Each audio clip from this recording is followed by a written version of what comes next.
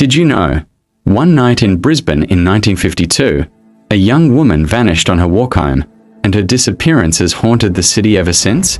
This is the story of Betty Shanks, a crime that cast a long shadow over a town, generation after generation.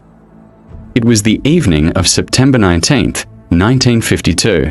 Betty Shanks, aged 22, left her aunt's home in Grange, a quiet Brisbane suburb, walking toward her tram stop. She was never seen alive again. The next morning, her body was found in a shallow gully, brutally assaulted. She had been struck with a blunt instrument, a savage act in a city that believed itself safe. The shock reverberated. Brisbane's largest investigation to date unfolded. Detectives scoured every clue, every tip. But for decades, the culprit remained elusive. In 1952, forensic methods were rudimentary by today's standards. Blood typing, footprints, witness accounts.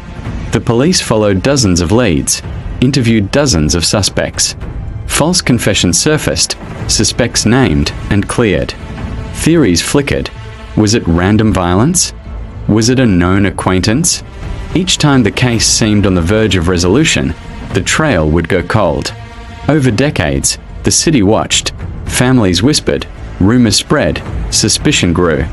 Local newspapers revisited the case each anniversary, reminding everyone the wound was still raw. Betty's name became part of the city's folklore, a symbol of vulnerability and unanswered questions. Generations grew up hearing her name, teachers telling cautionary tales, mothers warning daughters about late nights. In Brisbane's crime history, Betty's case loomed like a spectre, the unsolved act that no one could exorcise. In recent years, cold case units re-examined old evidence, hoping new techniques, DNA, digital profiles, might unearth what was once invisible. Yet the killer remains at large. Her case reminds us, when justice fails, it does not vanish, it lingers in memory, in community fear, in unanswered grief. Betty Shanks' life ended too soon, her story unresolved, but her memory still whispers through Brisbane streets. A town haunted not by ghosts but by silence. So I ask you, in all these years, do you think her killer walked freely among us? Comment below. What clue from 1952 would you reopen today?